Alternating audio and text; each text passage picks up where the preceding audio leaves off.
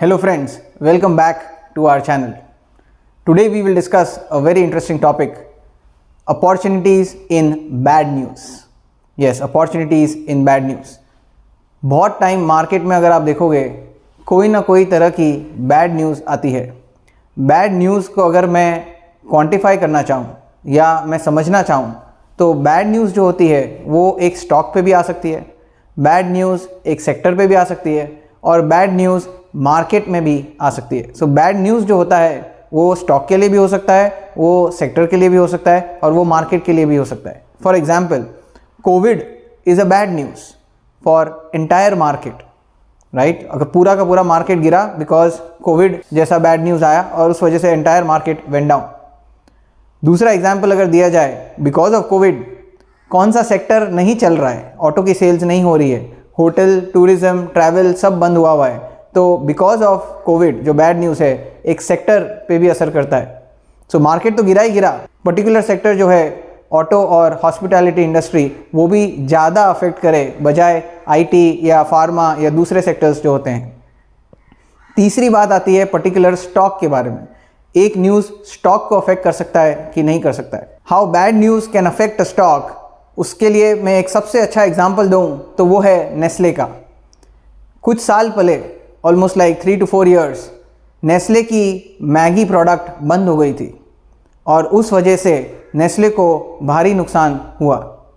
जब मैगी बंद हो गई बट उसके जो दूसरे प्रोडक्ट्स थे वो अभी भी चालू थे. ऐसा नहीं कि पूरी नेस्ले ही बंद हो गई. बट ये बैड न्यूज़ में 7,000 रुपये का स्टॉक था वो अराउंड 5,000 आ चुका था. 30 से 40% करेक्शन आ गया था. बट कंपनी अभी भी चालू थी. मैं ये नहीं बोल रहा हूँ कि आपको अभी जाके नेस्ले में इन्वेस्ट करना है. ऑलरेडी वो करेक्ट हो चुका है. हमें वेट करना है. किस चीज़ के लिए वेट करना है कि ये जो बैड न्यूज़ है ये टेम्पररी है कि परमानेंट है. सो आपको 2 स्टेप पीछे ले जाके सोचना है कि ये टेम्पररी है या परमानेंट है. अगर वो टेम्पररी है तो मैं उसमें एक अच्छी अपॉर्चुनिटी ढूंढने की कोशिश करूँगा. तो मैं देखता रहा कि नेस्ले इन्वेस्ट करूँ कि नहीं करूँ, बट मुझे ये पता था कि मैगी अगर रीलॉन्च हो जाती है तो ऐसा नहीं होगा कि लोग मैगी खाना बंद कर देंगे. एक पर्टिकुलर स्टेट में, साउथ के स्टेट में मैगी फिर से चालू हो गई. अगर एक स्टेट में चालू हुई है तो मुझे ये कॉन्फिडेंस तो ज़रूर आ गया कि अब सारे इंडिया में फिर से चालू हो जाएगी. 4 very happy words. Maggi noodles is back.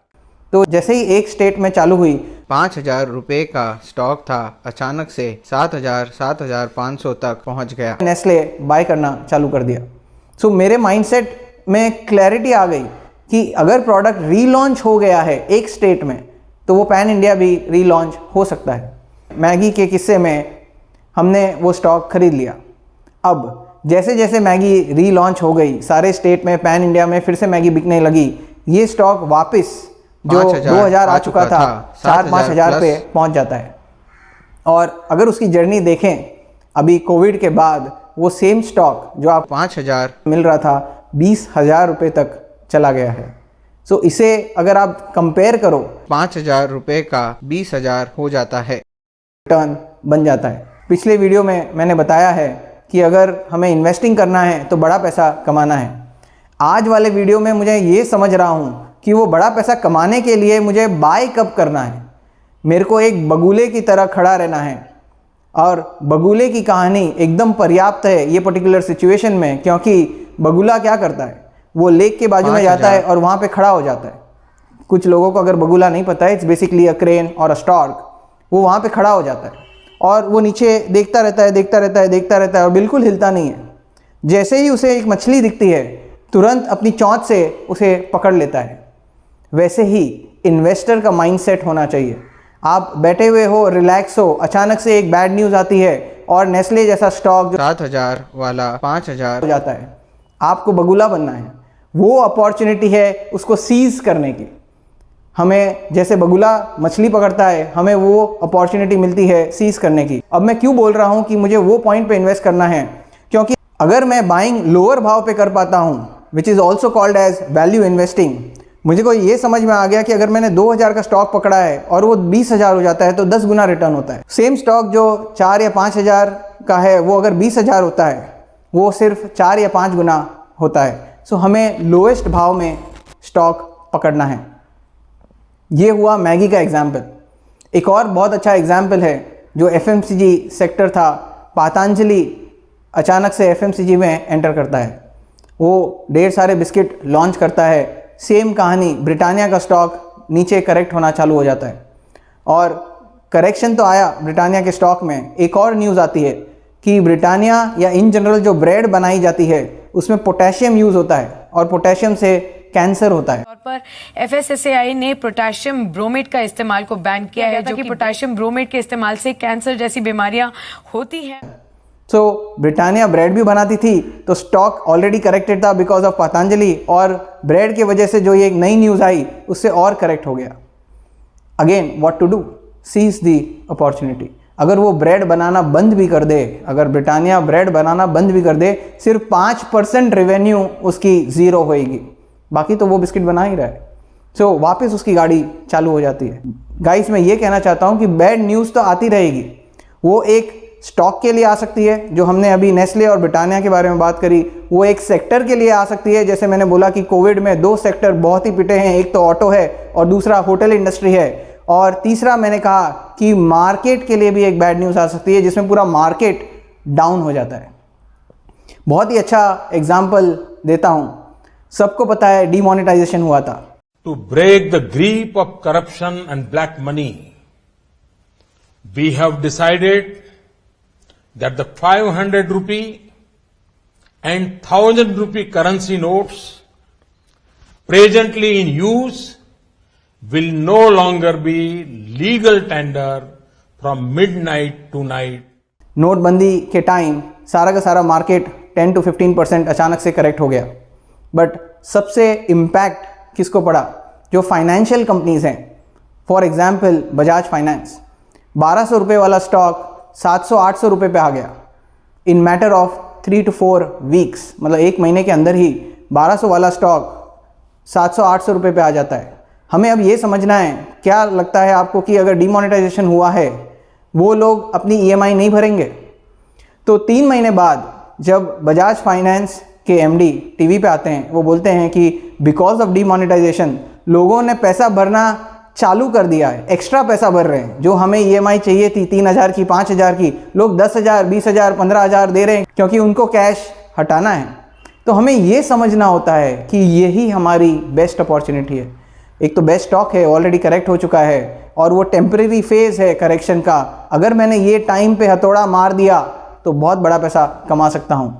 तो अगर आपने 750, 800, 900 रुपये में अगर बजाज फाइनेंस खरीद लिया, आज की तारीख में 7,500 पे बजाज फाइनेंस है। अगेन सेम स्टोरी, 7, 8, 10 गुना रिटर्न बनाया जा सकता है अगर आप सही टाइम पे स्टॉक पकड़ते हैं तो। और वो सही टाइम तभी होता है जब वो सेक्टर या वो स्टॉक में मंदी का माहौल हो या बैड न्यूज़ हो। एक बहुत ही अच्छा वॉरेन बफे का कोट है, वो कहते हैं if others are greedy we need to be fearful and when others are fearful we need to be greedy. जब स्टॉक करेक्ट होता है या मार्केट करेक्ट होता है, हर कोई डर में होता है या फियर होता है, उसे इन्वेस्ट नहीं करना है। उसे ये पता नहीं है कि बजाज फाइनेंस और नीचे जाएगा कि नहीं जाएगा। मैं 750 में खरीद लूँ और कल वो 600 हो जाएगा तो क्या करेंगे? तो कुछ नहीं करेंगे, और पैसा डालेंगे और इन्वेस्ट करेंगे, या तो वेट करेंगे सही टाइम पे। अगर वो रिवर्स आने लग रहा है और मैनेजमेंट को अगर आप सुनते हो वो क्या बोल रहा है तो आप उस पर पैसा और लगा सकते हो। सो इन शॉर्ट, ये जो टॉपिक हमने चुना है वो ये समझाने के लिए चुना है कि अगर मैं कोई भी स्टॉक, अच्छा स्टॉक नीचे के भाव में खरीद लेता हूँ, 10 गुना रिटर्न मिलना बहुत आसान हो जाता है। सेम चीज़ हुई थी रेरा आने के बाद। रेरा आने के बाद सारे के सारे रियल एस्टेट स्टॉक्स में मंदी आ गई। अब क्वेश्चन है कि हमें कौन सा स्टॉक लेना है।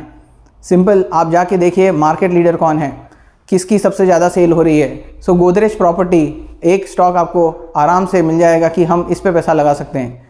सेम कहानी होती है, जैसे ही रेरा आया सारे रियल एस्टेट स्टॉक्स में मंदी आ गई, तब आप जाके गोदरेज प्रॉपर्टी खरीद रहे।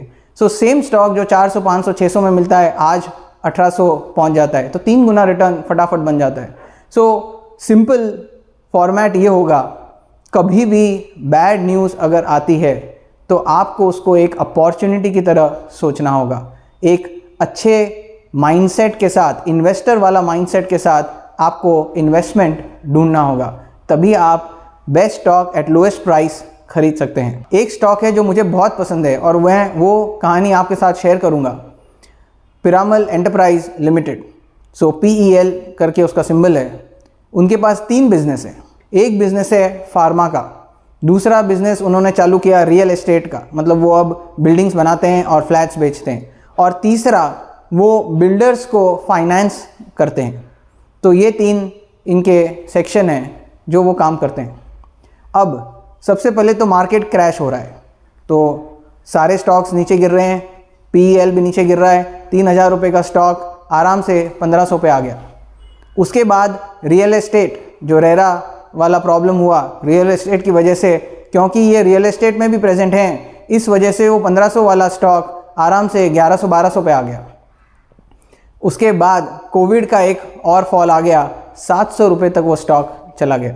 सो अगर 3,000 वाला स्टॉक आपको 700 में मिलता है, मैं ये नहीं बोल रहा हूँ आपको 700 में ही खरीदना है, आप 800 में खरीदिए, आप 1000 में खरीदिए, एजेंडा ये है कि वो वापस 3,000 पहुँच जाएगा।